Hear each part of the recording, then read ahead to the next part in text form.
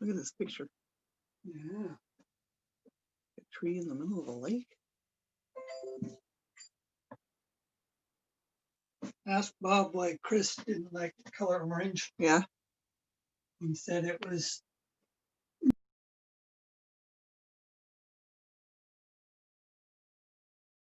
Oh, that makes sense. yeah.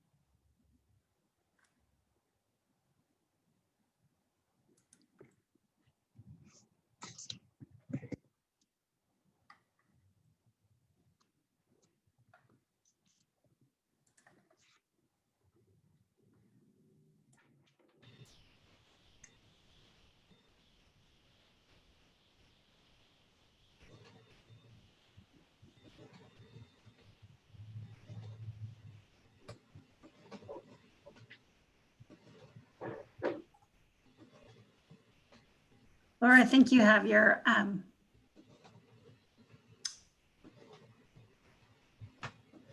mute off. Sorry. Thanks. Do you need me to log in under a different name, or are we all good? Your recording's working. Looks like it's working fine.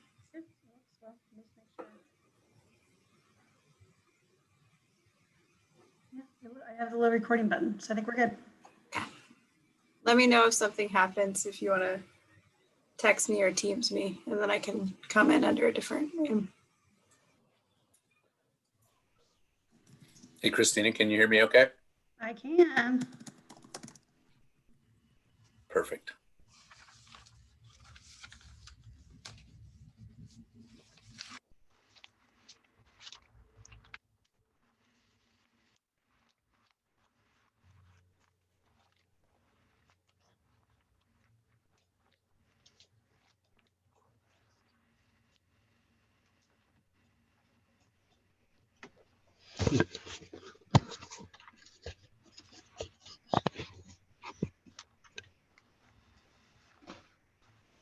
Well, it's big. Well, how come Coughlin's didn't come to the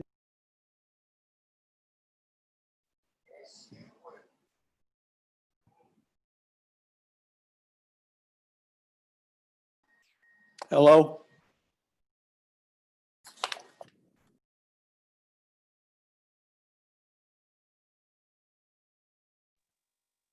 Hey, Dennis, I muted everybody on entry. You can try again. Sorry. Okay, I'm in. I can hear you now. Yeah. Okay. Okay,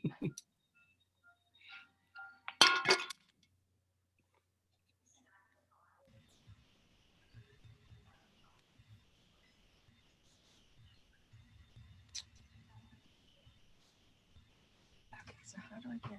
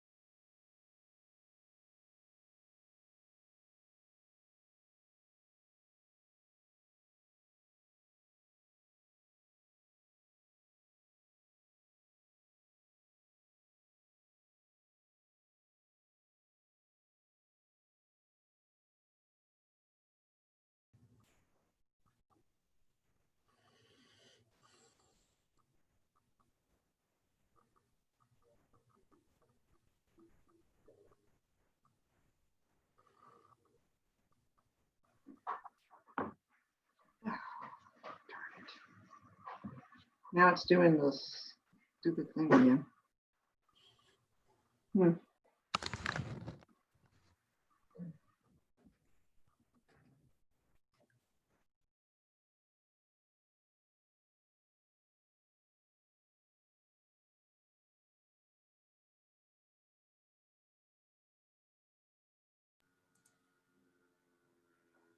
To everybody who's come in, I've muted you and you've come in. So if you're trying to speak and you realize you're muted, you can just press your unmute button.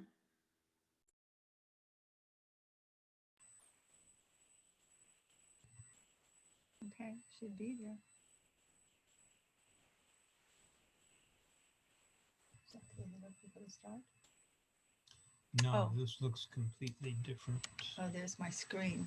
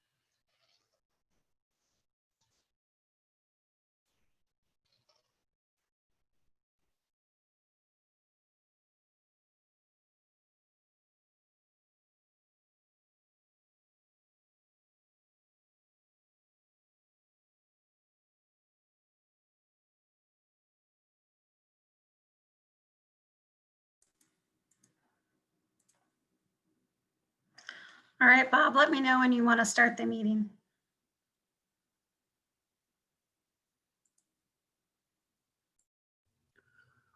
I'm ready now. Can you hear me? Sure can. Okay, the Citizens Involvement Committee for November 2nd, 2020 is called to order.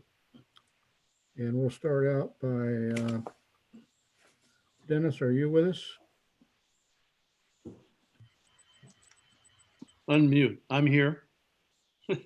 Could you call the Sure. roll, please? Yeah, let me. Okay, I have a list of participants. Barkley Hills, is Janet there or Carla? I can see Linda's here and I'm here from Kanema. I see John Keys from Caulfield. Yes? I don't know if Yes. yes, okay, John. Okay, we have Gaffney Lane. I don't see Amy. Amy let me know she wouldn't be here tonight. It's her birthday. Oh, wow. And McLaughlin, we have Denise Beasley. Is Denise got her audio on? Here I am. Good. And then in Park Place, we have Steve Haverby. Steve. Oh, yeah. And then we have Bob LaSalle. Bob? I'm here. Good. And also, I'm pleased to announce that, let's see here. Rivercrest is now active again Great. with Karen Maury. Are you with us tonight?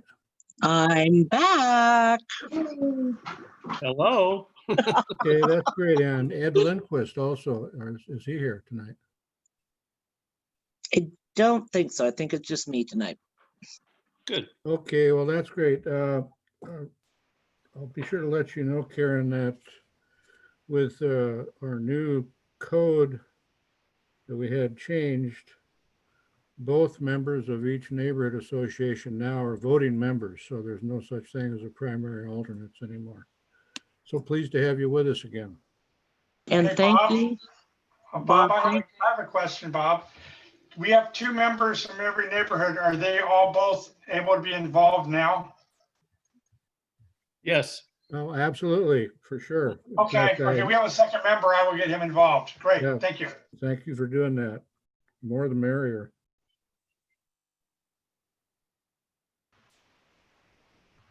Okay, is our Commissioner Rachel Lyle Smith in attendance? Yes, I am here. Good evening. Great, thank you. And is Tony Conkle in attendance? Evening. Good to see you, Tony. Thank you. Okay, we'll go right into presentations then. Our first one is from Public Works and John Lewis. Thank you, Bob. Can you hear me? Yes, I can. All right. I'm going to share my screen. I've got a PowerPoint that I'll go through and give you a pretty extensive update. It's been a while since I've been to the CIC, at least to give a presentation. So let's see, Christina. I think I'm going to take over here. And shared, so you should be able just to do share screen. Can everybody see my opening slide there? It says Public Works Update to Citizen Involvement Committee. Yes. Yes, we can. Perfect. Well, thank you for having me tonight. I'll try to get through this in the 15 minutes that Bob has shared. So I'm going to go through it pretty quickly. I've shared the presentation with Christina in a PDF form so that she can mail that out, and because there's several links to websites that I've provided. So this hopefully that will work for you folks. That way you don't have to write down all these website links. Been a busy year for Public Works and continues to be busy despite COVID and wildfires. Our staff, we'd been running pretty full for a while there, and then just had someone who left the city and went to a different city. So disappointed about that, but we're down one person. So if you know a good civil engineer, we're recruiting right now. So that position's open. Actually, my recollect is they don't have to be a registered engineer. So they need to have some engineering education. And I suspect it'll be pretty competitive, but just know that that's out there. And other than that, we're all staffed up right now. So feeling good about that. With regard to the agenda, I'm just going to go through these items. I'm going to give you the lengthiest part of this is the transportation update. Then we'll go through some utilities and some utility projects. We'll talk about our facilities, and then a couple of closing comments with regard to programming. So I just really wanted to share something that I'm pretty sure you're all familiar with regard to transportation, with regard to state and regional, go through some grant projects and a couple project updates as well. So the I-205 project, we've talked about it in the past. I've kind of forgotten all the different groups that we've brought it before, but I think CIC is one of those groups that's either heard from staff or from ODOT. But the I-205 project, it's a $500 million project at this point in time. And the intent of that is to add an additional lane in each direction along about a 7-mile stretch of 205 that really starts at Highway 213 and ends at the Stafford Road interchange. Along that corridor, they're planning one bridge removal and a variety of bridge replacements, some seismic upgrades along the alignment, and they're going to do a new interchange at Highway 43 and 205 interchange. And then right now they're actually installing some traveler information signs, those kind of signs that tell you, the amount of time or whether there's congestion ahead or an accident ahead. So you may have seen some of those signs going in place. They've been under construction for some time now. So all that's, the signs are under construction. The other items are in a design phase. And right now they're actually doing a pretty extensive environmental review. And really, if you want to find out lots of information about this project, because it's not a city project, I recommend you go to the ODOT website, which is at www.i205corridor.org. The other piece that I really kind of wanted to talk about with regard to the same project is what ODOT is calling a tolling or congestion pricing project. And for the most part, this has got some controversy associated with it. So just really kind of wanted to share with you that there is a website with a lot of information about tolling. I went to both of these websites recently. They're very active with information, and you can get to various levels of information that ODOT has provided. One other piece that I wanted to share with you was that the city has also produced a comment letter. It's a pretty lengthy letter. The city commission signed the letter, and it's a 9-page letter. Really, that letter was raising several concerns that I think really the region has with the tolling project, but our 3 principal concerns were first, we don't feel like, this would be the first toll in Oregon. So why is this project for some reason triggering tolling? That's one question that we had. The second question that we had was, how would we have any certainty that if tolls were collected at this location, that they would be used in this location? So we've heard some clarification from ODOT that that's what they're thinking, but we wanted much more clarity on that. And then the third is really just what we think is very obvious with regard to diversion and how traffic would try to avoid the tolling stations and what that diversion would do for our safety of our local streets, and just how the system would work with the we've already kind of lacking with different modes of transportation in our town, and you add a lot of diversion traffic, it's going to be even worse.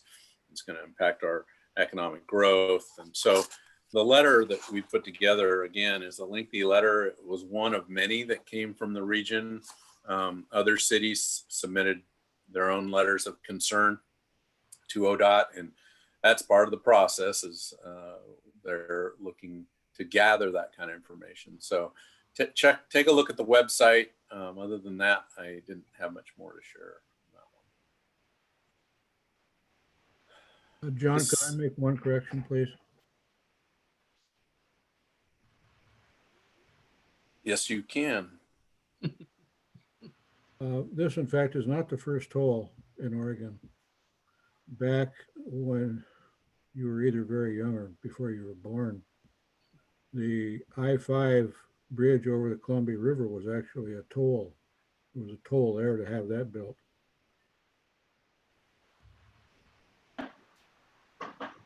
Okay, I guess addition to that, I didn't know Correct. that, but also the Cascade Locks and Hood River bridges are toll bridges, but they're not nearly as busy as this stretch of road.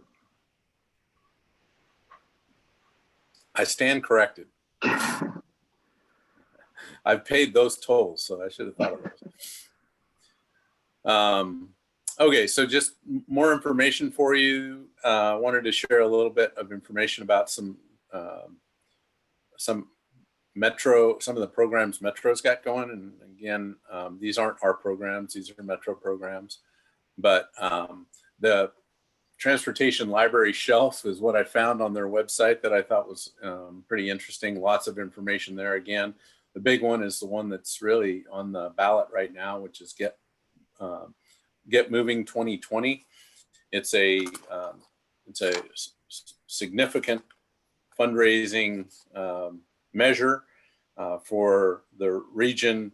What I understand is it's about a $5 billion measure for Oregon City and the McLaughlin corridor. There's 17 corridors within this measure, and they're shown here in the map. But the idea is they found multiple projects and multiple corridors that would they thought would have voter support for improved safety and mobility around the region.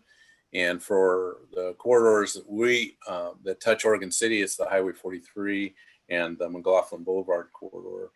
And so if this measure were to pass, the McLaughlin corridor would see approximately $230 million worth of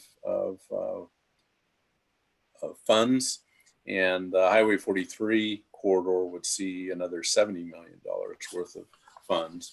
And the two projects that are in Oregon City that would be funded through this are improvements to the I-205 ramp at 99E. So adding additional lanes there, widening the lanes there, helping with some of the transition through there. There's not a lot that can be done at that location, but there are some improvements that can be made there to the tune of about $8.5 million. And then there's the Willamette Falls Bike and Ped plan that really addresses some concept planning, and it would provide about $1 million, $1.3 million for really taking, we're approaching this project in a couple different ways. This is one way. I'll share another option that we've actually received some grant funds as well. But between the two, this would actually help further the design work for this segment of 99E between 10th and the railroad tunnel. And really it's about trying to figure out how to get pedestrians from the existing kind of sidewalk and pathway connection that's further north on 99E, north of 10th Street. And it would look at options for how to extend that really over to the Riverwalk. So good projects for us. Whether that passes or not, we'll see soon, I suppose. But just kind of wanted to share that one with you. And I skipped the 2019-2021 Malala Avenue. Or actually, sorry, wrong slide here. Yeah, so that's all I wanted to say about the Get Moving one. The STIP, which is the State Transportation Improvement Program. Again, I've provided a link to that. Really, this is another statewide funding program that we see a lot of transportation funding for across the region. It's a large program that comes up, really every 3 years. And they fund things like enhancements to highways. They have what they call a Fix-It Fund, which is for projects that are really more about maintenance than say an enhancement. They've got funding category for safety and for local programs. So another way that we again have, if approved and how much money is approved, it seems like there's never enough money approved through that program when they start spreading it across the region. But they're currently looking for input from the communities that are in the state to make comment on that. So again, I've provided the web link for that, and you're welcome to take a look at that. The other piece that I wanted to mention with regard to Metro programs, and really this is an ODOT request through the we call it JPAC, which is Joint Policy Advisory Committee. And there's a recent news piece that came out about a Willamette River bike and pedestrian bridge between Oregon City and West Lynn. And the ad kind of led the reader to believe that maybe the project was further along than it really is. It is a study project that the ODOT Region 1 folks would like to look at for how to improve bike and pedestrian access across the Willamette River, somewhere either somewhat upstream or somewhat downstream of the I-205 bridge. And one of the scenarios is the Oregon City West Lynn Bridge. And the way the article read, it kind of indicated that the bridge would be closed to vehicular traffic and available only for pedestrians and bikes. And while that is, I think, an alternative that needs to be considered, the article kind of tainted that a bit. And I know I heard from a few folks who were concerned about that project. They'd never heard about the project. And so I wanted to make sure I mentioned it here, because the study is really just not even kicked off yet. I think they're in the process of hiring a consultant to kind of help kick that off, which would include some public involvement, as most of these projects have. And so lots to talk about there. And really, I think this came up because there was a fair amount of concern about the fact that the I-205 bridge plans, the widening project, didn't include a bicycle and pedestrian option in that. So out of that spun out this idea that ODOT Region 1 is asking for, to look at other alternatives, because they're not interested in seeing that placed on the I-205 bridge.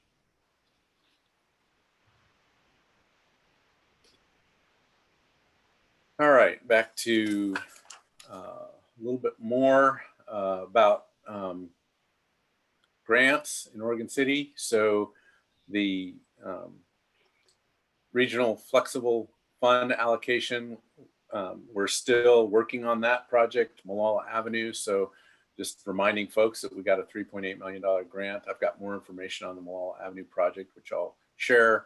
The other thing I just really kind of wanted to point out is that the grant cycles are for funding that's several years out, but yet the staff in your Public Works Department are still kind of looking at those and pursuing those.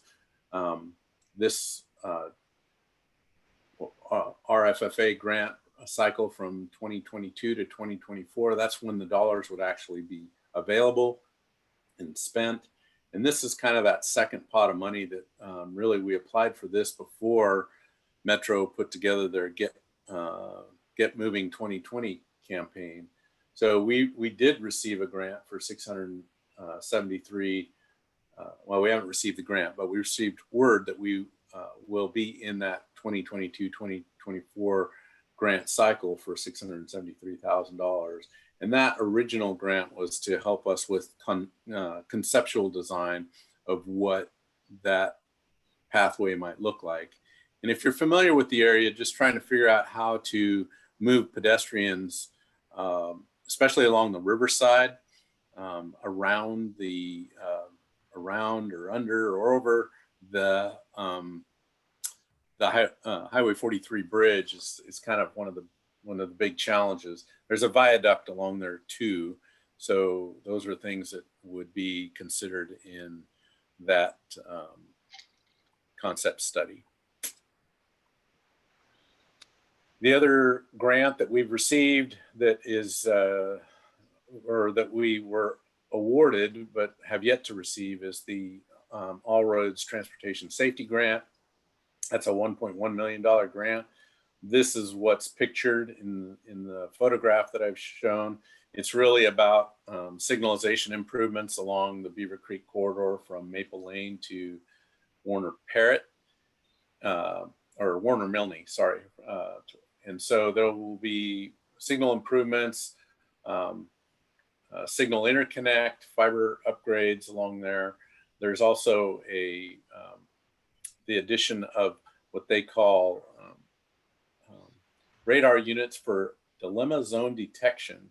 And I think this is at Beaver Creek in 213. So the detection on that is getting smarter and smarter as these controllers get smarter and smarter. So they can actually tell when a driver is approaching the signal at too fast a rate, and they're not likely to make the stop or the signal stop. So it will extend that yellow zone just a little bit longer in those scenarios. So we don't like to advertise that, but it's a safety measure that I think is pretty important. And for a facility like that, ODOT is recommending that.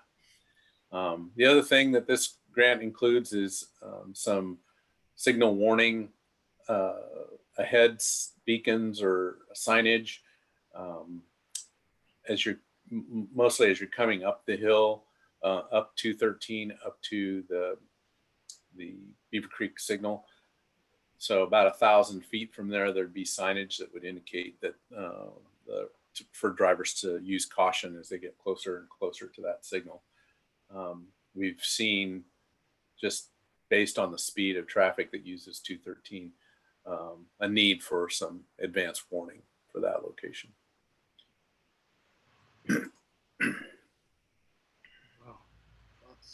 So again, maintaining the grant conversation. We've got a variety of grants in process. We're still pursuing the Safe Routes to School Holcomb Boulevard grant. We've got another grant that's out there, which is the TGM grant for urbanization. We just submitted on the Business Oregon for some conceptual design work at Loader Road and Beaver Creek Road. And we will continue to, well, we've received this grant. We just need to complete the project, which is for the Malala Avenue Cross Street banner location. And that's part of the Malala Avenue project. And then upcoming, we're looking pretty hard at an ODOT grant for Oregon Community Pathways along to help implement the McLaughlin to Kenema Trail. Some of you may have participated in that study before, and that would really kind of take it from the promenade near the our military VFW hall, thank you, and take it through to the new Kenema Park. Some of that we've done some of the easier stuff with some of the sharrows on some of the streets in Kenema, but really the heavy lift on this is trying to build walkways along the ODOT right-of-way, along the PGE station, and through the old Kenema Park. Those are kind of the bigger pieces. And the VFW hall, there's some impacts there as well. So we're talking pretty hard, looking pretty hard at that grant. We're working with our Parks Department to determine if this is a project they're willing to prioritize and support. And so we think we're there, but we've yet to hit send on that application.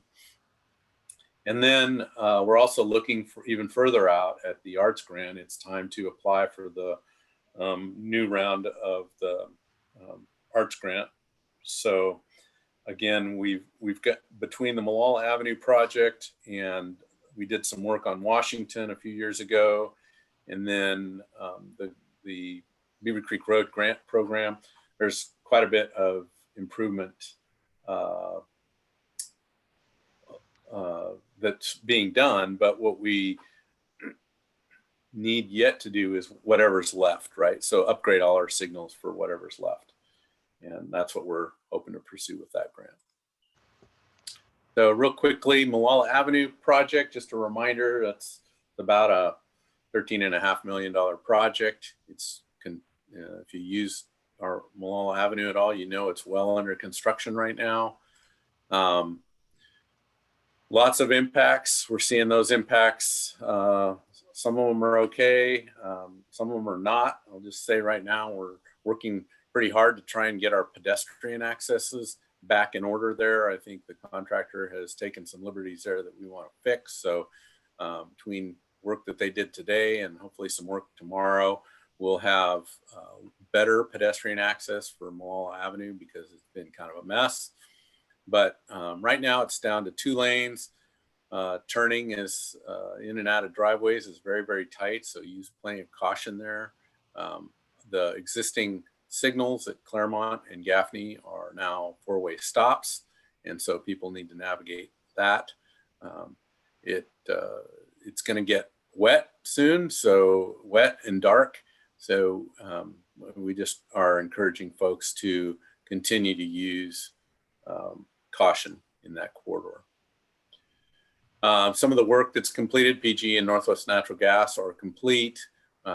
We've still got some overhead utility work that's yet to be done, where the contractor has arranged for and is implementing a 6-stage/phase. It's really 2 stages with multiple phases underneath those, but really we're in stage 1 where they've pushed all the traffic onto the west side of the highway, and they're doing most of the work on the east side. And at some point in time, they'll flip that. But right now, they're pretty heavily involved on the east side of the roadway. And we're still on track for completion of that project in November of 2021. So still a long run with that, another year. Meyers Road, a little different scenario.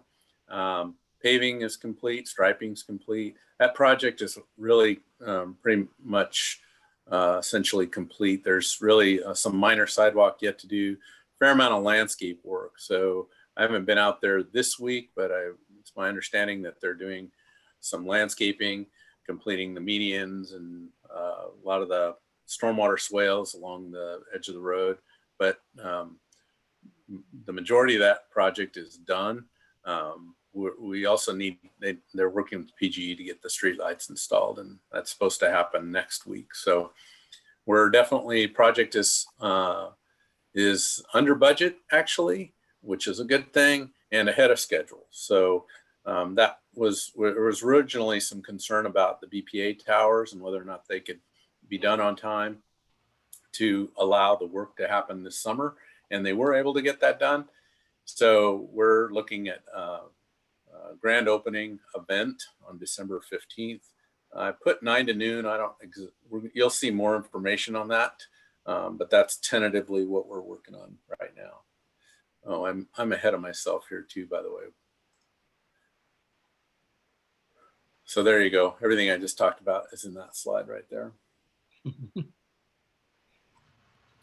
And then again, more project updates. The Malala Avenue Pearl intersection updates, that's been done for a while now.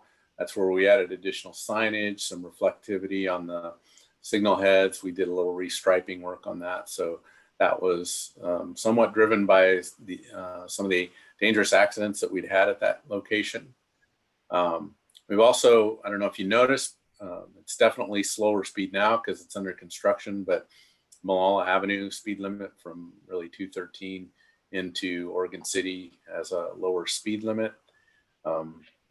South End Road, this is a county project, but they're in the planning process of mitigating the slide damage along there with some significant walls.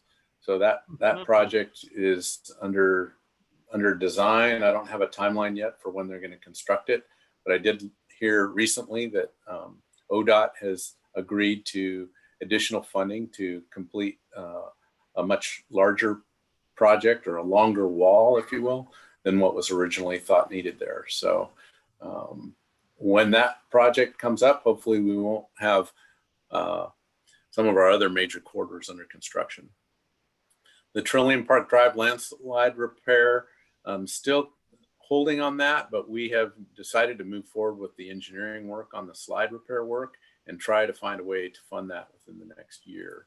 So we're about done with the sewer design. So we'll do the sewer project first and then work on the roadway repairs. Obviously, our annual maintenance pavement projects are coming up. The Barkley Hills Rapid Flashing Beacon is under construction. Union Pacific is proposing to do a bridge rehabilitation project at 12th and at 12th Street. And then the Gaffney Lane street widening project design is complete. Bid advertisement is posted on 10/30/20. So we're moving forward with that project as well. Moving on to utilities. So water's the first project that I'll go through. We're running out of time, John. Yeah. I'll just say we're looking to amend our master plan. So look for that if you're interested in that on the 14th of December, when we'll be in front of the Planning Commission.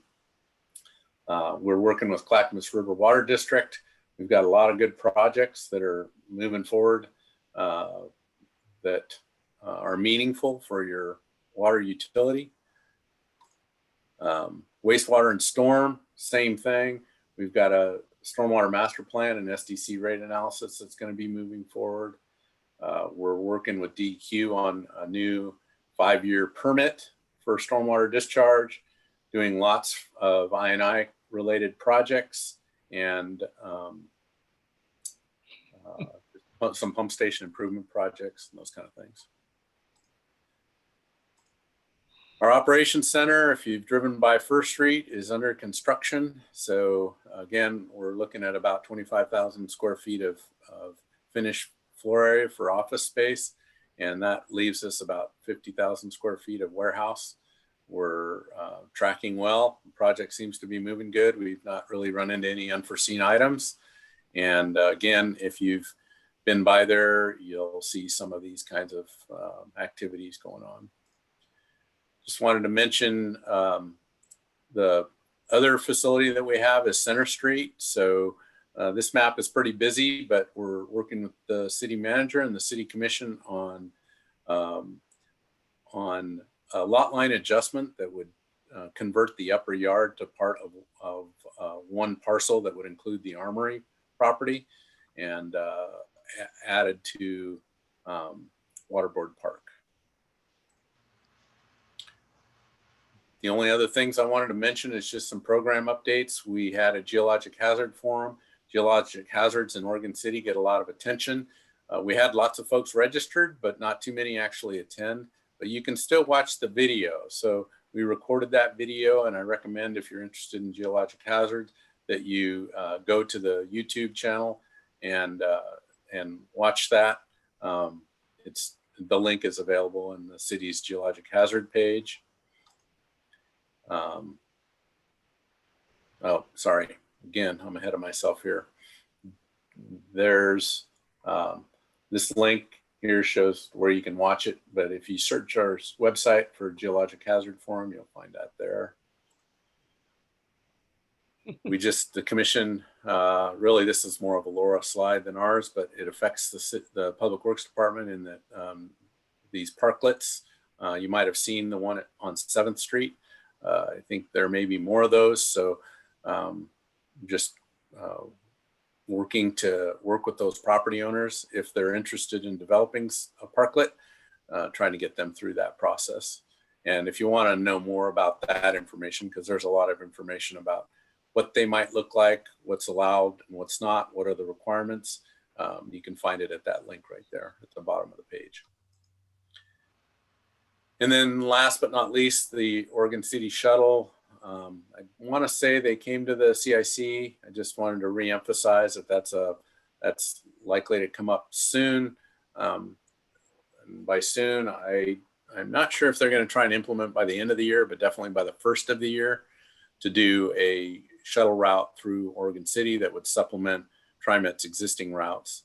And right now they're looking at a route that takes them up into Park Place through the downtown, up into kind of the South End neighborhood, and then out to the community college and around. So good program. I want to make sure you knew about that. And my recollect, I didn't put it in my notes, but that's it's a last mile connector. It's not a fixed route. So someone could call and ask to be picked up, and that if they're within, I want to say a quarter mile of the route, then the driver can deviate to go provide curbside pickup. And with that, I'm done. Happy to answer any questions. Wow. Does anybody have any questions of John? I have one thing, John. I don't know, can you hear me? Yes. I know that's quite a lot of material, and kudos to you. But I was curious about the South End Road repair and the extension of that wall, making it longer, or is that what I caught? And how would we in Kenema be informed on how the planning is going, or what they're designating to do, how that might, come about, or what they plan to end up with? Yes. I don't think we'd all be interested in Kenema. Yeah, no, I hear that. My recollect is that yes, there will be. Right now, they're just trying to get the funding that they need to. They've done a lot of the geotechnical work, but other than that, they haven't done a lot.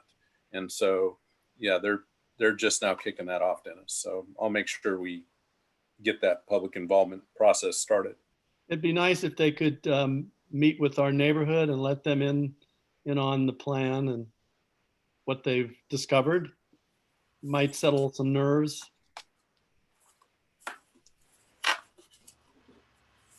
Understood. Okay, appreciate it. Question? Go ahead, Denise. John, what can you tell us about the ferry that's going to be going up and down the Willamette? And I believe it'll be stopping in Oregon City for an alternate transportation. I think it's called the Frog Ferry. Oh, I don't think I've heard anything about that, Denise. Yeah. So maybe So Christina knows anything about it. John, this is Tony. So there was some funding set aside from the state transportation funding to look at the possibility of a ferry. So I think there's a study that's initiated between Vancouver, Washington, Portland, and Oregon City to look at the feasibility. I don't know that it's started. It's just in the I know study there's a stage right study now. of it. There's an Yeah, article in the paper. John or Tony, from reviewing some of the plans about this, because I love the idea, it looks like at this point, Lake Oswego is probably going to be the farthest upriver they're planning for. But it's online, it's interesting. But I haven't really seen anything in their planning that would extend it to Oregon City. And this is from Karen. I can make sure I have a link to the latest information in the CSA update email I send tomorrow with John's PowerPoint. Okay, thank you, Christina. Does anybody else have any questions for John? I do. I have one for John. I was just curious, whatever happened to the 89 complaints, lot line complaints in easements in Oregon, Kenema? So I would say those are sitting a little bit on hold, mostly because of priorities, I would say. But what we've been doing is trying to gather information on some of the historic, whether there was building permits, whether there was any kind of survey associated with those. But Linda, I would say it's sitting on hold right now. Okay. Thank you. Any other questions? Okay, thank you, John, for that presentation. It was very informative. Okay, John, do you want to unshare your screen? Yeah, I'm trying to, there we go. Great, thank you. Okay, our next subject is some buildings on Park Place Court and Clackamas River Drive. Presentation by Callie Light and maybe Carl Kaufman from Kaufman Construction. Hi, can you guys hear me? Yes. Perfect. Thank you so much, Bob, and thank you very much for everyone for having me. This is Callie speaking. Carl couldn't make it tonight. But I guess I'll just sort of briefly walk through what's going on with these projects and answer any questions you guys have. So the first one that you have on the screen here is at the Kaufman Excavation Shop. So the address is 13014 Clackamas River Drive. And we're proposing putting a new canopy over an existing concrete pad. The current, there's a good 3D view of the canopy. So it doesn't have any walls. Currently, we have employees working outside on construction equipment. And, it's pretty rainy here. So the intent of this project is just to provide some cover where they'd normally be working outside. So no change in use. It's pretty simple. That's, I guess, all I have to say about it. Yeah, like I said, it's a pretty simple project. Mm-hmm. No plumbing, no electric, just the canopy. And then, if you'd like, I can share my screen. I got it. Oh, perfect. Thank you so much. This one's a little bit more in depth, so it's probably a good thing we started with the other one because it's a lot shorter. So on the left, we have the existing conditions map. So this is at 15903 Park Place Court, right off of I-205. And this project, or this site rather, is owned by Relevant Building Company. So they build prefabricated homes out of shipping containers. So the existing building that you see on the left is a rounded Quonset hut that's about 50 by 100 feet. So because the existing building is rounded and they're prefabricating, squared shipping containers, they can't really use the space as well as they'd like to. The containers only fit, maybe 2 at a time. So they're proposing replacing the Quonset hut with this new steel building that will be about 60 feet by 134 feet. And obviously the square shape of the building will also allow them to fit more containers inside. So that will, sort of similar to the first project, allow employees to work inside, whereas right now, some of the containers have to be worked on outside because they just don't fit. Let's see. It's got some bay doors. There's a little bump out on the side, and that's where an ADA bathroom will go. There's some masonry down at the bottom to make it a little bit more appealing. So I guess that's about all that for that project. The use for both projects stays the same. We don't anticipate either projects to increase traffic because it's mostly about getting work inside that's currently being done outside. So that's pretty much the overview of both projects. And if you have any questions, I'm happy to answer them. Christina, can you tell us if that new building is permissible in that zone, whatever that zone is? Sure. I'm not as familiar with this project, but this is, I can check the zoning on it. General industrial. General industrial, yeah. So I wanted to make sure it wasn't mixed use downtown. So it's a general industrial building. you are allowed to have a large manufacturing building like this. It will go through site plan and design review, and there will be public notice, but a neighborhood association meeting was required. And because Two Rivers is not currently holding their meetings, the CIC is holding these neighborhood association meetings on behalf of Two Rivers. So they have yet to turn in their application.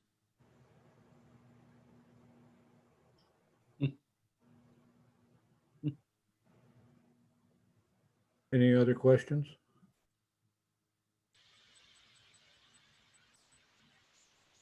Okay, Kelly, well, that was interesting. Anything to get the workers out of the weather, that's for sure. Thanks for your presentation. Thank you. Our next presentation is on the library. neighborhood- Bob, question from Karen. Oh, yes, go ahead. Is there any action that we need to actually take based on her presentation if we're acting as the neighborhood association? I think that's a Christina question.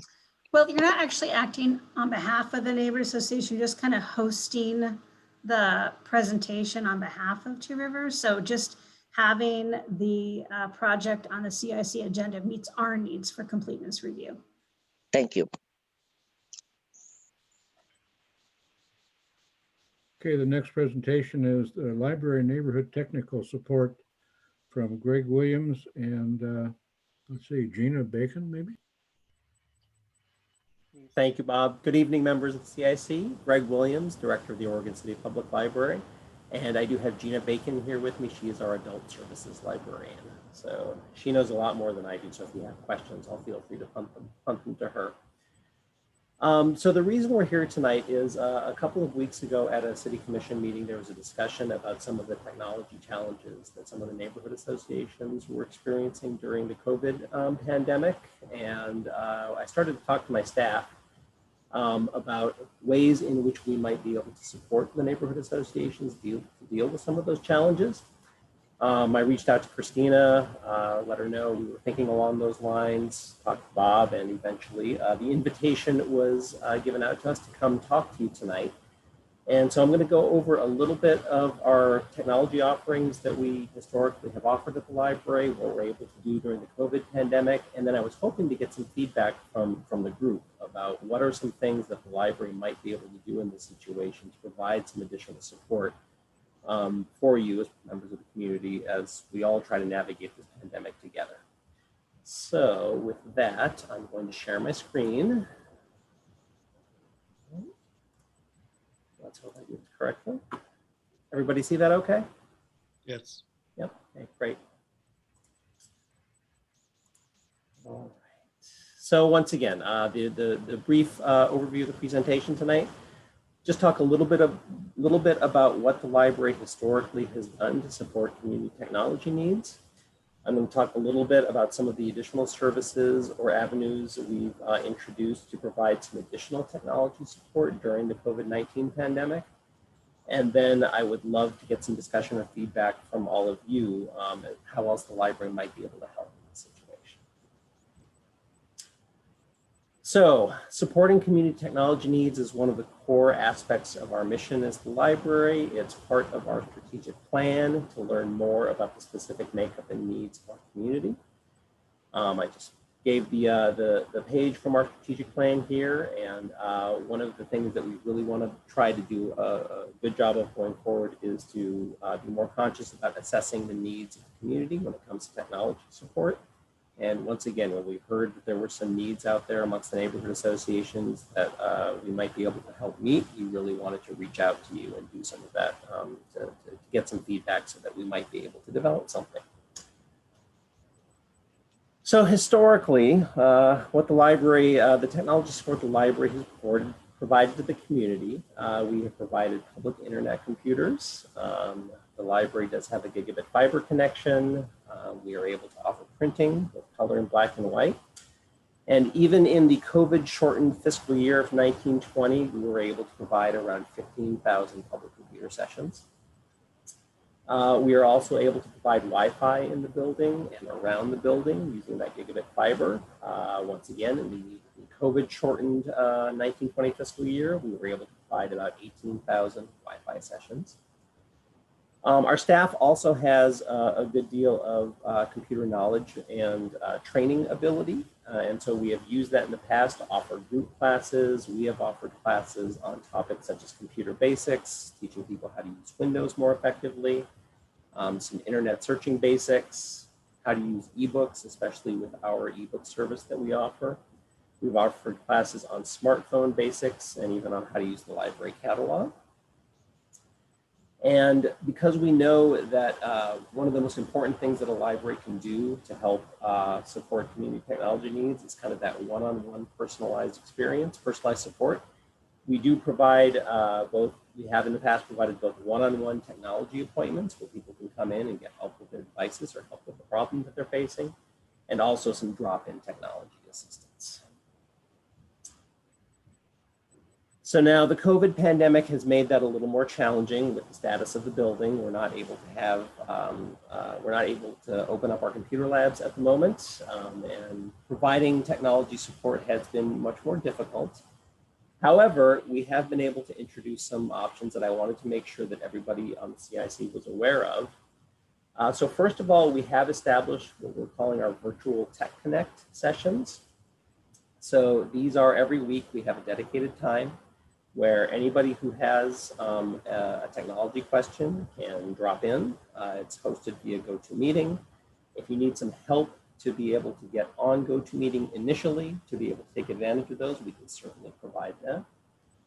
We are still doing customized technology support appointments. So when folks have a technology need that they would like some help with, they can email us or call us, set up an appointment, and one of our staff members will be able to walk them through and assist with those problems that they're having. And we have been available via phone and email for whatever kinds of technology related questions we have received. We have also tried to put some curated teach yourself technology resources on our webpage to kind of make sure that people have some access to some easy to digest and easy to use materials on basic technology instruction. And we also have been circulating some Wi-Fi hotspots for people who don't have reliable internet access at home. We have a limited number of those. We are looking at getting some more, but that is a service that we have been able to offer during the pandemic. So as we've been talking about other ways to support the community, one of the things that came up, particularly prompted by the discussion about the neighborhood association needs, was providing some additional training and support, particularly for people who are struggling or would like a little help using online meeting platforms. So like many folks, we have rapidly become pretty adept at using online meeting platforms, including Zoom, Microsoft Teams, and GoToMeeting. We have those platforms available to us for demonstration purposes, for training purposes, and we are in the process of putting together some support resources so that as people are trying to use those tools on their own to conduct meetings or to facilitate some events, that we could be able to help provide assistance with that. We are also working, we know it's difficult not to have the library's printers easily accessible, so we are working on what we're calling grab and go mobile printing services. So we would be able to offer the option where people could send a print job from their home using our online print submission system that we have, and they'd be able to come to the library and pick those print jobs up. We would print them out and we would make them available for people when they came to the library to pick them up. As I mentioned, we do have Wi-Fi hotspots. We are examining the possibility of getting more Wi-Fi hotspots and doing some mobile device lending. And then longer term, it's part of our phased service restoration plans. We are looking at how we can provide some limited in-person computer usage to try to restore some of those services that we were able to offer before the pandemic. There's a lot of planning that goes into that. We're not quite there yet. That is something that we are looking at very closely and hope to be able to introduce as soon as is feasible and safe to do so. So that's kind of, that's where our thoughts have been going about providing some additional community technology support, particularly around the development of some support and training aids for online meeting platforms. And at this point, so as not to take up a whole bunch of your time, I would love to hear, to get a little more information about what are the needs or challenges that neighborhood associations are dealing with during the pandemic when it comes to technology usage, and to get some feedback or ideas from you on how the library might be able to better support you during these challenging times. So with that, I would love to open it up to feedback, discussion, or questions, if that's okay with the group.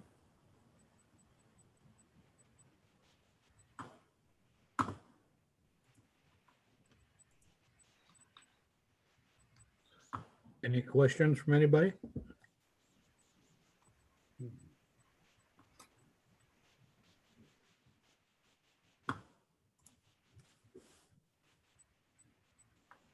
Well, I guess you must have covered it pretty well, Greg. Okay. I hope that people do take advantage of the offers that you're making us, because this technology stuff, well, I guess guys of my age is a little more difficult than some of you.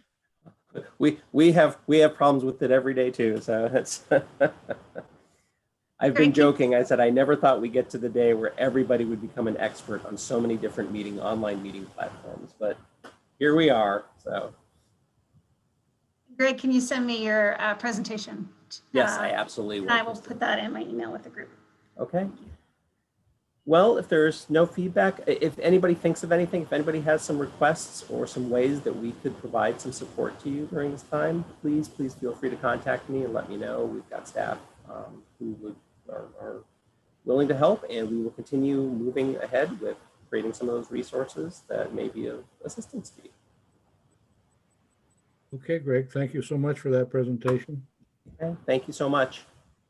We'll move on next to proposed city tree policy by Laura Turway.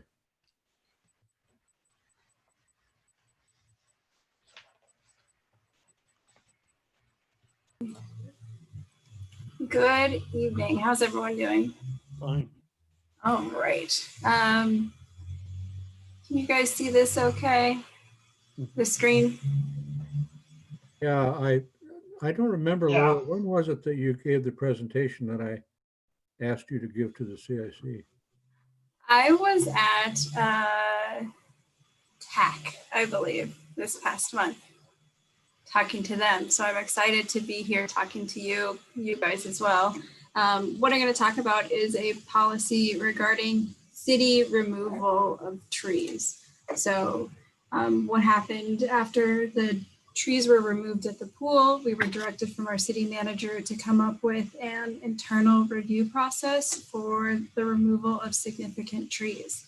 You know, a specific written policy where we all follow the same process, because we do have multiple departments that do remove trees, and that process was required to include a consideration of alternatives as well as a public notification for these significant tree removals. And so that is what I'm here to talk to you about tonight.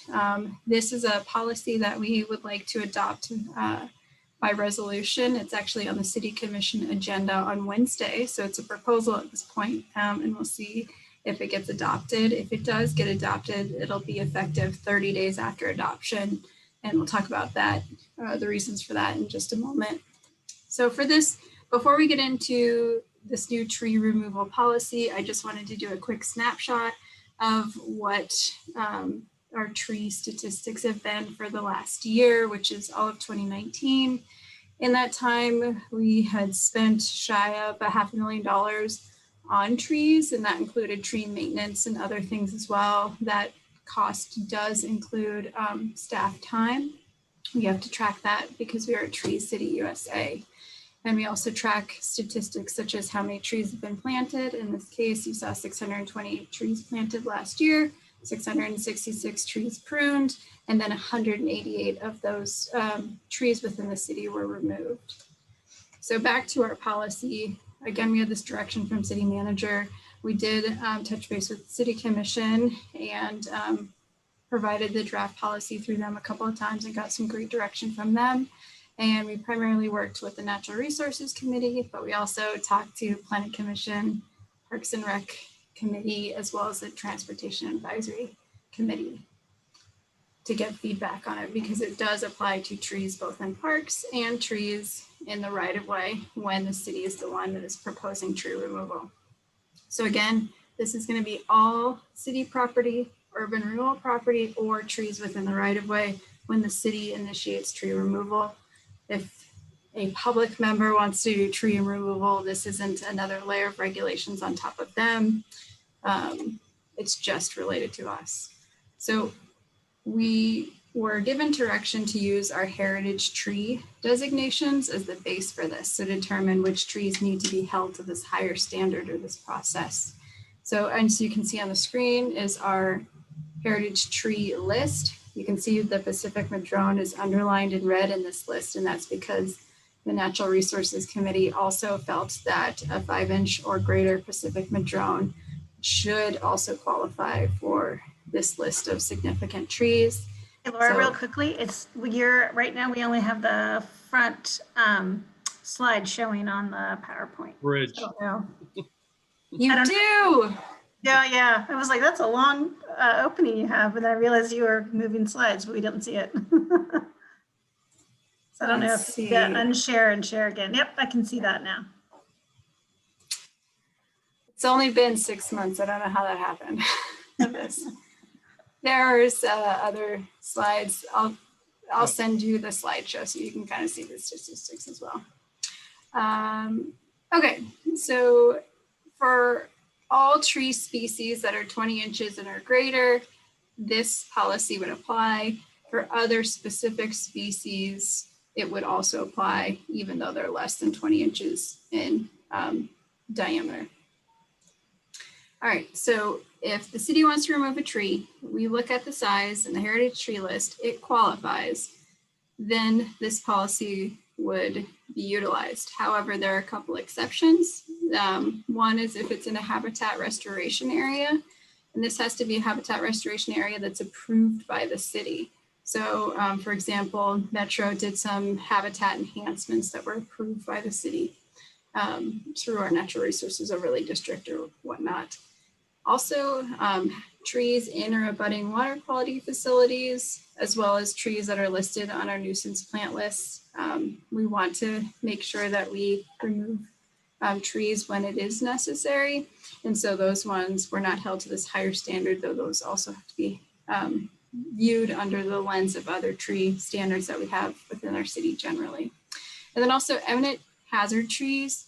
And an eminent hazard tree is defined in our code as a tree in which 30% or more has fallen over or is about to fall over into the right of way or onto a target that cannot be protected or restricted or moved or removed. So if it has started to or is going to in the next 72 hours fall on a house or a street or something like that. An example of this is if a car hits a street tree falls over the road, we need to just get it out of the road. And then, so it won't be subject to this policy, but they will have to do some work related to this policy afterwards. They'll have to go through the process after the tree is removed, because in that case, the priority is just to fix the public hazard. All right, so for this one, we have two departments that really remove trees, Public Works and Parks. If a department wants to remove a tree or has to remove a tree, I would caution that nobody really wants to remove a tree. Then what they need to do is assemble documentation about where the tree is, how big it is, what's its species, why is it being removed, and what are the options for removal? Are there other things that you can do than remove it? Is there a way to, if it's not doing well health-wise, can you help it in some way? Or if you're proposing some type of construction that it's affecting, can you relocate that construction? So basically that department puts together a proposal explaining what they're doing and why, and then that will go to the department manager. Then when it goes to the manager, they're going to send it to a third party for review. Now there's two options for the third party review. The first is a certified arborist, and that arborist is going to write a written report with an analysis of other alternatives. So we had the department do a list of alternatives and how much they may cost ballpark and how practical they are. So we're going to have the arborists do the same thing. The arborists are required to look at all the trees that are over 40 inches diameter at breast height, but for the trees that are 40 inches or smaller, the manager of that department can choose to do an internal staff assessment. And that's where we have people who are knowledgeable about trees a couple of people from Public Works, Parks and Planning together create the report. So it's a second report looking at those trees, and it includes people outside of the department that is proposing the tree removal. So after that, they'll submit for an actual application for tree removal. As everybody knows, we have 6 chapters in our code that have standards for tree removal. So if the city wants to remove a tree, I can't imagine a space in which they wouldn't need a permit to do that. So now we just process the permits and we don't do notification. If a city wants to remove a tree and it meets these standards, then we will have a notification process. And that includes establishing a website. And on that website, you can think about our development website where we have, you can kind of sign up to get an email if something gets posted. It'll be that same thing. So when we post onto our website, we'll also send notice to a variety of entities, including the CIC and neighborhood associations, Natural Resources Committee, and CRAC and TAC, and others in the community that would like to get notice can sign up for that too. So we'll post it on our website, and then we'll also put a physical notice on the tree. And that is intending to provide notice to the public so they can go to the website, and at the website, they'll get copies of all these reports, the original one from the department, plus the third-party review report. And if they have questions or want to talk about the tree removal, or maybe they've identified another solution or alternative, then they can call the department and chat. And it's a time for the community and city staff to connect with each other. At the end of this 14-day period, then there will be any unanswered questions can go to the city manager. And the city manager at that point can make a decision if they want to continue with the tree removal or not. There's a couple specific standards as well. So if the tree is really big, and in this case, we define really big as more than 40 inches. So in that case, it will need the arborist report, but it will also need city commission approval. So we put it on the consent agenda. And again, we would send more notice to everybody when it goes on the consent agenda. That way, the city commission also has an opportunity to pull it off the consent agenda and stop the tree removal if they see fit. We have gone to the city commission and informed them of tree removals that are significant before. I recall the tree with the right in front of my office, in front of the new police station, when those ones on Lynn Avenue were having to come down because of some health issues. So we have talked about trees with them before, and they'll have some opportunity to provide some direction to staff on that. There's a few additional requirements aside from that process that we talked about. And that is that when you have a large tree, our code requires that additional trees have to be replanted on site in order to make up for its loss. So they have to be mitigated for. We have an option where if the site gets full, you can pay the city money, and we take that money and plant trees elsewhere with that money. The city commission provided direction that trees that are bigger than 50 inches diameter at breast height cannot qualify for that. They would have to be trees planted and not provided funding into this other program. In addition, the city commission provided direction that they would like to see reuse of the timber if feasible. And so for trees that are 25 inches DBH or more, the city will try and reuse wood.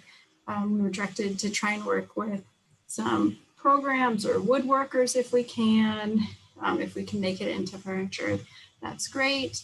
But at the very least, if there's nothing we can really do with it, and if it's healthy wood, like it's not infected or anything like that, then we could at least put it in a place where we can make a pile of firewood for the public as well. And then the last component of this policy is that it will cost money. And so it costs money to have the arborist reports and to implement these alternatives. And we know that a key to having a successful policy is to make sure that it's actually funded appropriately. And so we have identified a funding that we think is reasonable, which is $60,000 a year. It's $30,000 to Public Works and $30,000 to Parks to fund that. It's funded through the end of this biennium, and we have a way to repurpose an existing fund, but we would need to supplement a small gap of $15,000 a year for that as well. That is all I have for my presentation. I'm going to stop sharing. If you have any questions, I'd be happy to hear them. I have a question. Yeah. What are the qualifications of the staff that will be analyzing the proposed tree removals? Yeah, that's a great question. What would their question. qualifications be? It's a great question. We want to have as qualified staff as possible. You're talking in the third-party review component. Yeah. Yes. So we do have, we put in the policy that we'd like to have people who have training or education related to trees, but we don't have a city arborist, and we don't have a lot of formal components of that. And so we have people in departments that have degrees in forestry and things like that, or are knowledgeable or work with trees as a part of their work. So. And another question, if you can't find somebody to reuse the wood, can you sell it as lumber rather than firewood?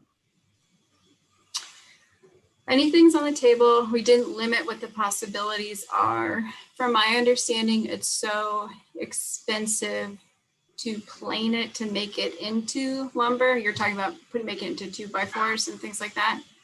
Sell it to a lumberyard and use that for the budget. Yeah, I will look into that. I think anything is a good possibility. I'll make note. Thank you.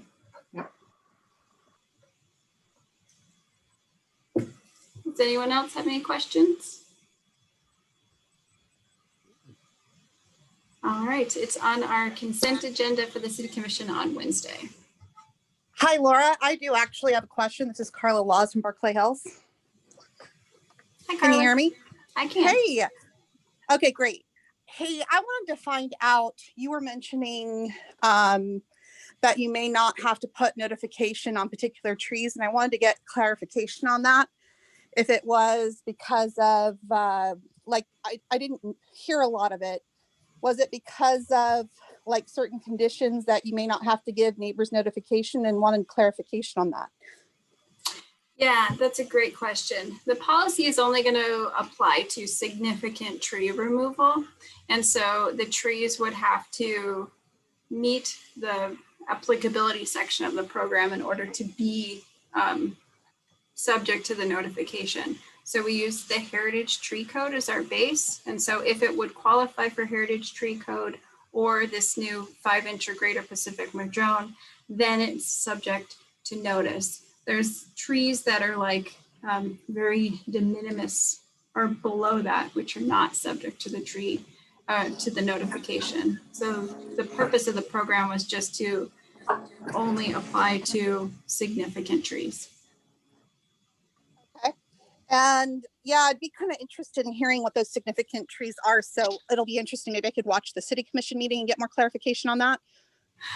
Yeah, it's attached to, I can send you an email with it as well, or actually it sounds like I'll be sending my whole presentation, and I can send the link to the draft policy, but it is attached to the City Commission agenda. And again, we used the Heritage Tree designation, which is what the NRC came up with a few years ago, which is a specific list of special trees. And so it includes a list of species, but then really any tree over 20 inches in diameter also applies for that. And then they added into it the Pacific Madrone. So it's Heritage Tree Plus. And curious also, on a separate note, since you mentioned the heritage trees, I've heard that there may be like more conditions concerning the heritage tree program, that you're looking at trees more on major streets rather than, you know, like particularly we just started we have a heritage tree now behind my house that's in an alleyway, which is technically city property.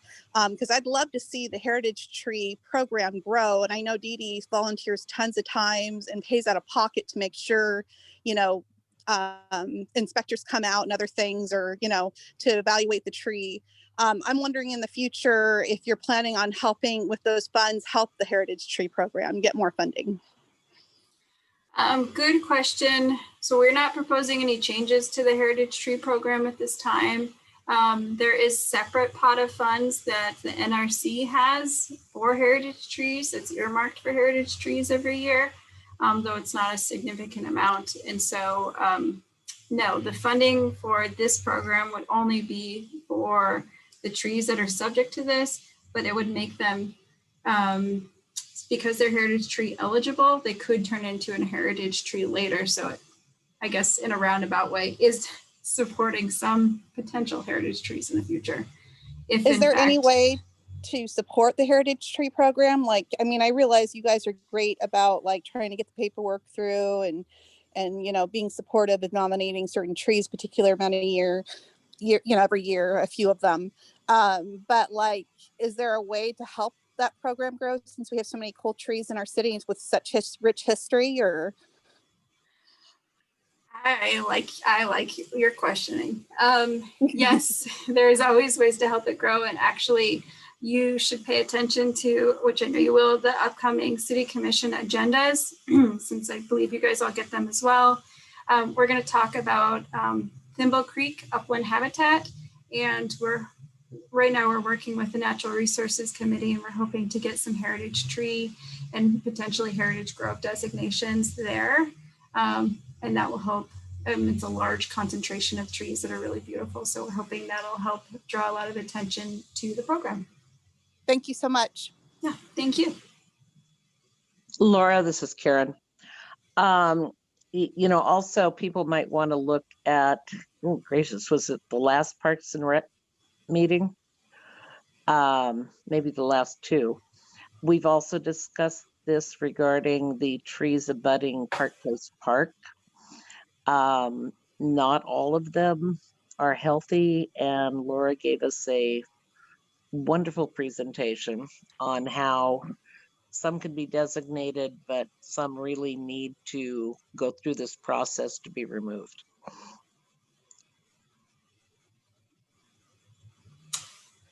Yeah, I forgot where we were with that. I think there's probably more follow-ups at the next crack with the same topic, I presume.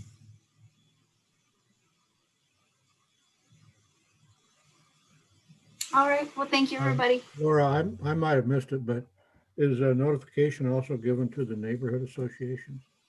It is. Mm-hmm. So both CIC and neighborhood association. So if your CIC member is different than your chairs, we got you covered. Okay, if there is no other questions out there. All right, thanks to see you again, everybody. We'll call you the tree lady now. Yeah, thank you, Laura, for your good presentation. We always appreciate it. Our next subject is public comments. Is there anybody out there in Zoom land that wants to make a public comment?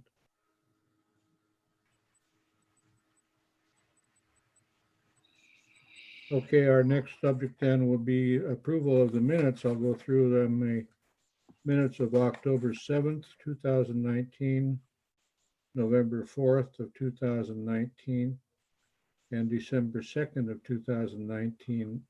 Is there anyone that would like to make changes or corrections to any of those minutes? I noticed one, probably just a typo, on October 7th, 2019. It's on page number 7, when we were talking at a roundtable about the Kenema funds that we had raised for Robert Lipke. it was printed that we had raised 25,000. Actually, it was closer to 2,500. So Okay, just take away a zero. take away the zero. It's just one little zero. Will do. Yeah, I was kind of wondering what you did with that extra money. I knew that would come up. Embezzlement, I think it's called. I want to move to Kanema. Everybody does. Anybody else with any issues with the minutes? Okay, we're into staff liaison updates. Christina. I think we need a vote. I think we need a vote to accept the minutes. Oh, I'm sorry. Yes. Dennis, would you please call the roll for the acceptance of the minutes? Okay, accepting the minutes. Carla from Berkeley Hills. What am I? Aye. Linda from Kanema. Aye. John Keys from Caulfield. Aye. Denise from McLaughlin. Aye. Steve from Park Place. Aye. Bob from Park Place. Aye. Karen for Rivercrest. I'll abstain. Okay, and I will vote yes from Kanema. Thank you. Okay, unanimous vote for approval of those minutes. Now, staff liaison. The OC 2040 is our comprehensive plan update is moving along slowly, but moving along. Pete Walter, it sounds like will be at the December meeting with the CIC. Is that correct, Bob? Or is Pete on for December? Yes. Okay. Somebody from the city is on. Okay, so I believe Pete will be, in a sense, doing a community conversation with the CIC. I am working with planners from all of your neighborhood associations, your identified planner, and the planners are offering to lead a community conversation with your neighborhood association. And you'll be seeing probably in the next week an email out from your designated planner. And if you want to move forward, they can set up the Zoom call, provide the link, and you can forward it out to your group if that's something you want to do, is to have a facilitated community conversation with your neighborhood. If you've not done that, we're offering that as planners to help facilitate that. There has been a project advisory team that's been working on the first part of the vision, and they are getting some updates on the survey that hopefully all of you took this summer and fall. If you want to watch meetings of the project advisory team, you can get that on our, I think the link should be on the OC 2040 website to watch those advisory team meetings. If you have any question, and always Pete Walter is the project manager for that. They are doing a photo contest or shared photos of what you find special in Oregon City. So if you want to do your OC 2040 hashtag, you can ask Pete about that as well. More information is on the project website. I also provide each monthly links for people who need it, how to have access to development applications in the city. You can click on the development tab at the bottom of the main page, as well as subscribe to the weekly land use notice. So every Sunday, if you're subscribed, you'll get an email for any new or revised land use notice pages. So either a page that is new that week or it's been revised and new information's been added. So that's been really handy. I know a lot of people have enjoyed that, your Sunday morning recap of what's new in the city for land use notices. For neighbor associations who want to get access to a public pre-application conferences where you are being asked to meet with a proposed development, you can get a copy of what the city provided as part of the pre-application conferences, and that can be done through the public records request policy form. And as always, please sign up for our monthly newsletter. I wanted to also add a follow-up with Greg's presentation this evening. The neighborhood association news postcard budget has been used a little bit, but there's still a fair amount of money left from this fiscal year in the biennium. And something that neighborhoods could choose to do, and I know planning would be more than happy to set this up. If you want to have a joint Zoom account, we could set up a joint Zoom account that allows you to have, you know, longer than 45-minute meetings, and you can have more participants, and neighborhood associations could share that link. So that is something that planning can help set up, and you could use your postcard money to pay for that. It's about $15 a month. So that, or if a couple neighborhoods wanted to come together and pool their resources, that's an option to use your postcard money for. So I wanted to throw that out if that's an option. And I know the library is more than willing to help facilitate and learn kind of how to use Zoom if your neighborhood has not used Zoom yet. I'm available for any questions. I will take all the presentations from this evening and send out an email tomorrow with additional links.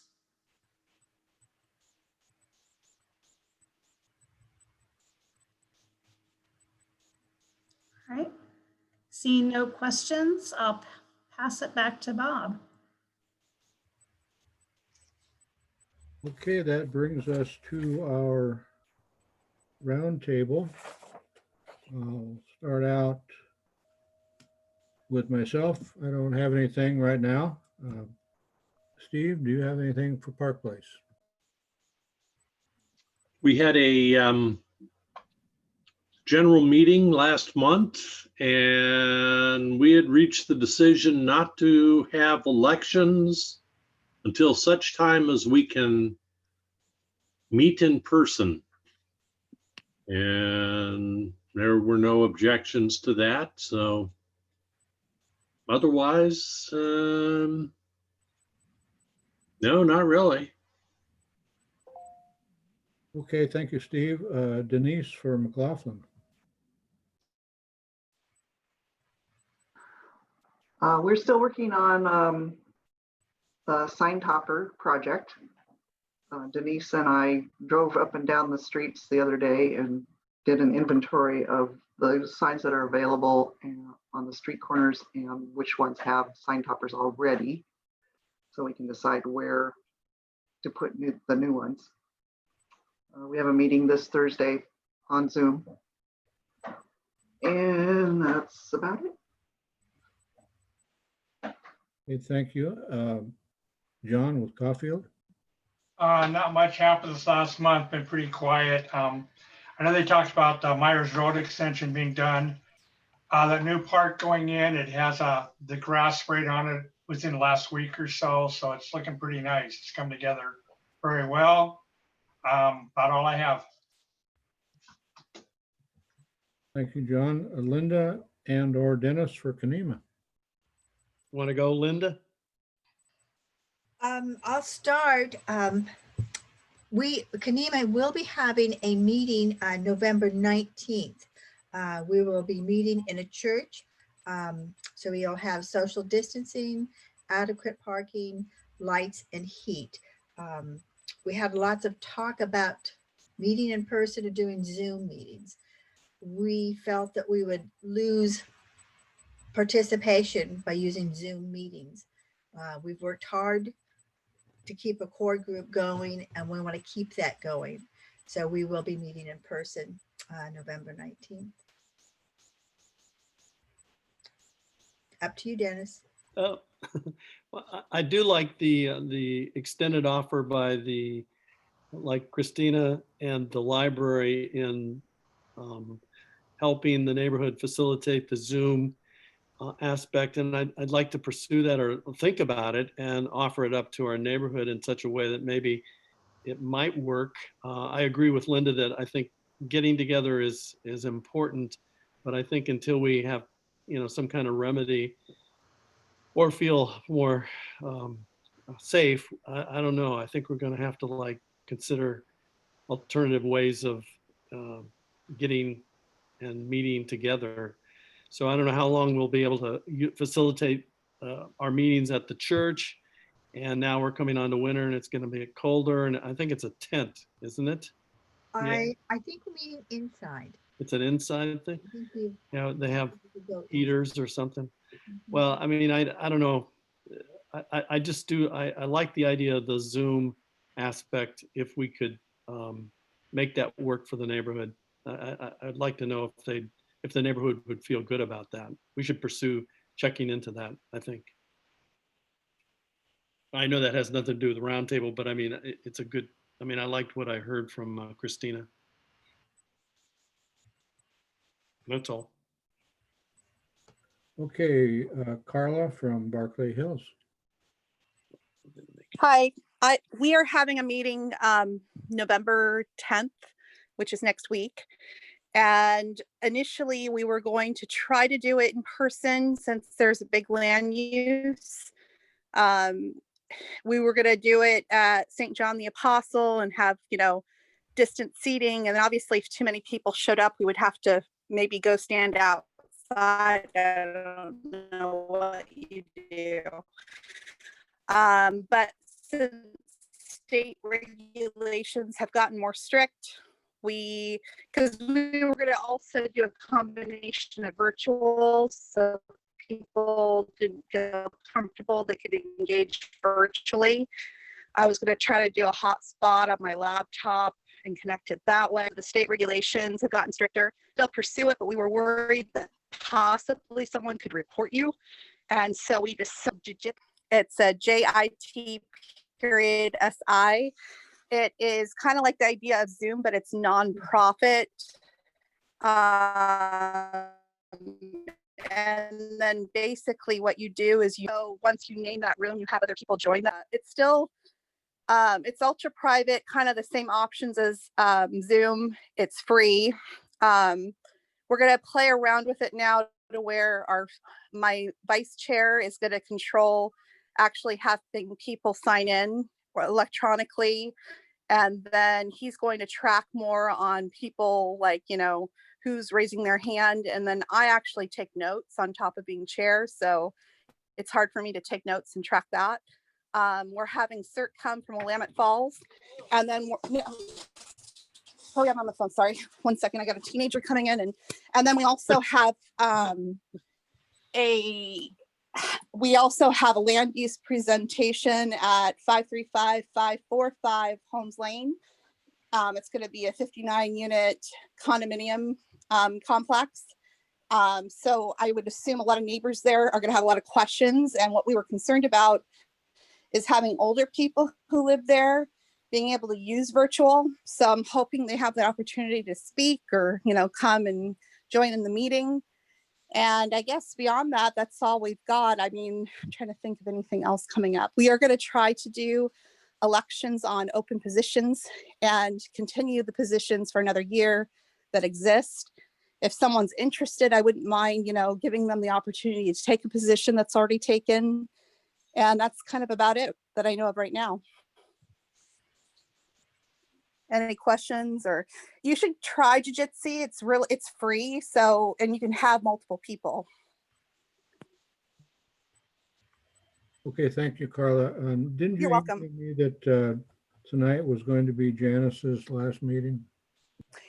It was, and she didn't get to come, and it's such a bummer. I was worried because we're going to have to do election for her for CIC, and I was hoping she'd be able to come, but I know she's working and she's doing a lot of stuff. And I know that, we're probably not having one in December, are we?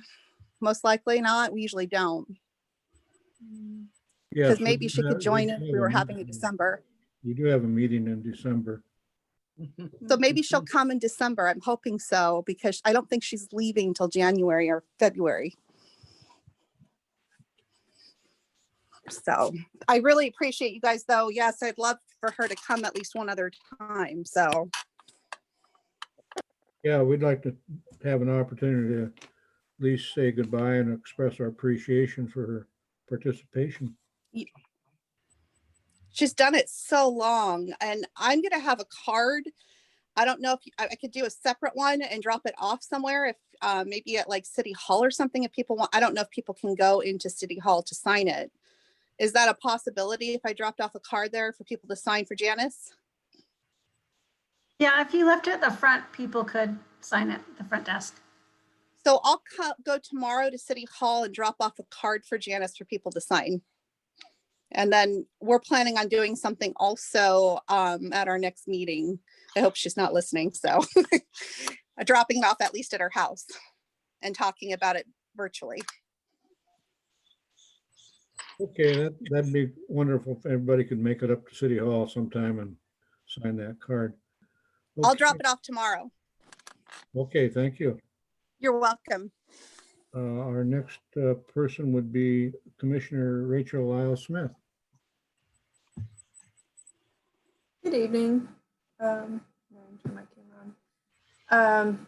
I'm not sure that I have too much. You guys have covered a lot tonight in your presentation, and John Lewis covered a whole pile of stuff in his presentation that I think that you guys would be really interested in. So I'm not sure that I have too much else to report.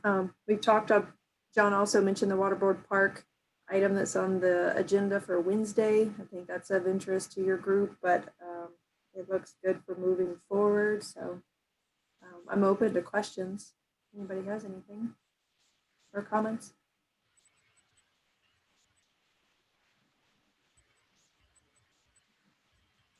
Pretty silent group out there tonight. Okay, Mr. Conkle, do you have anything? Thanks, Bob. Evening, everybody. Couple things. Talk a little bit about Tyrone S. Woods Park is underway. They talked a little bit about that work that's going out there. We also have Ladderette Park. That construction is underway right now. And then Filbert Run, we've got the bids in for that. So we'll be reviewing those bids and hopefully getting that one moving forward here pretty quick. The finance director position, so many of you probably know Wyatt Parno. Took an opportunity with South Fork Water Board to be their executive director. So we're in the interview process now. We're down to 4 candidates. So we got interviews later the week of not next week, the week after that. So hopefully get that narrowed down and get someone hired up over the next couple of months there. We're taking in front of the City Commission on Wednesday. There was a House Bill 4006, which deals with rent burdened communities. So this is the first year that Oregon City met the threshold of 25% of the population spent over 50% of their income on rent. So Laura will be bringing that before the commission, and part of the House bill requirement is that if a jurisdiction meets that threshold, they need to have a public meeting to hear about those impacted by high rents. So we expect the commission will provide us guidance to move forward with that public hearing as required by House Bill 4006. So there'll be more coming from that. So, for your neighborhood association, try to get that word out once we have a public hearing date, public meeting date identified. So if you can help us get the word out to your members, especially those that may be impacted by high rent burdens that are existing throughout the region, that'd be helpful. And then Father's Heart. Another issue, another item on the commission agenda for Wednesday is Father's Heart's requesting the opportunity or the approval to continue to operate as an emergency shelter. They have not gotten their land use approvals as the new code's been written and implemented. They've submitted for, I'm not sure if they've actually turned in their pre-app or not yet. I know they tried to. And they sent it actually to the wrong place. So I think they're in the process of trying to submit a pre-app, but they are requesting the commission to provide another emergency exemption to allow them to operate as an emergency shelter during cold weather events. So specifically, especially McLaughlin, I know you're on this call. If that's something you're interested in, please talk with Katie Riggs about submitting comments or participating via Zoom on the commission meeting this Wednesday when that item is on there. So other than that, that's all that I have. If anybody has any questions, I'd be happy to answer them. Tony, This I is have one Karen. question. Do you know how they get the information about the percentage of their income that is spent on rent? I do not. Laura, are you still on by chance? Let me just check here. She might have jumped off. Yeah, she jumped off. So Christina, do you know? I'm assuming it's the American Community Survey unless there's another metric, because that's usually the metric our region uses. So that would be my default answer, which is a survey that's kind of a long form survey done between census years that has, it's sent out to a statistical sample of the region and ask kind of these more detailed questions.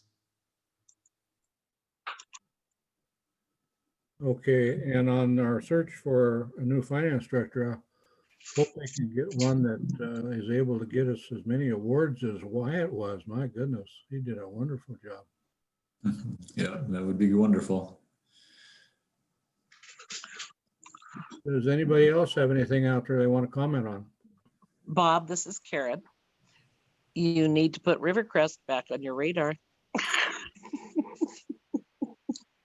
Yes, I'm happy to say we'll do that for sure. And our only update is we haven't met. We're probably one of the most long settled neighborhoods in the city. And between age factors and people that choose not to do digital, we haven't met. We're staying in touch with our steering committee by phone. Wow. Yeah, we didn't have our flower sale. We didn't have our picnic. We're staying in touch on Facebook and Nextdoor as much as we can. We are definitely looking forward to a vaccine or something, because the members who normally attend our meetings are not comfortable meeting in person, and I'm among them. So we're doing what we can to stay in touch. The police department is moved in, and I noticed today there's a beautiful, huge wall between me and the police department now. So I can't see what's going on, but construction sounds seem to have finished. We now have the Gardner Middle School reconstruction going on. But other than that, we haven't really had any, 2 major construction projects are enough, but no land use affecting us. So we're trying to stay in touch as much as we can. Well, thank you, Karen. You know, I was so proud of myself because this meeting during our roundtable, I had remembered Rachel and I had remembered Tony. And then what did I do? I forgot Karen. What That's okay. You get 1, Bob. Okay. Anything else from anybody? Hey, Bob. This is Rachel. You asked the question about House Bill 4006 and who provided the list of cities. I was pretty sure it was OHCS, and Karen's report gave me a chance to confirm that it is the Oregon Housing and Community Services Department. They are required with providing the list every year of determining which cities meet the threshold and have to do the reporting for House Bill 4006. Well, thank you for that information. It's part of my day job, but I was like, I'm pretty sure I know, but I wanted to confirm, so thanks. Rachel, do you remember, was that passed 2 or 3 years ago? It was passed in 2018. 18, yeah, because then we didn't have to do it last year, but then, yeah, we did hit it this year. Yeah, Oregon City was right on the border the first year. They were just underneath the threshold, and so I guess you met the threshold this year. Okay, well, thank you, Rachel. Last chance for anybody else. Okay, thank you, everyone. This meeting is adjourned. Thank you. Have a good night. Bye.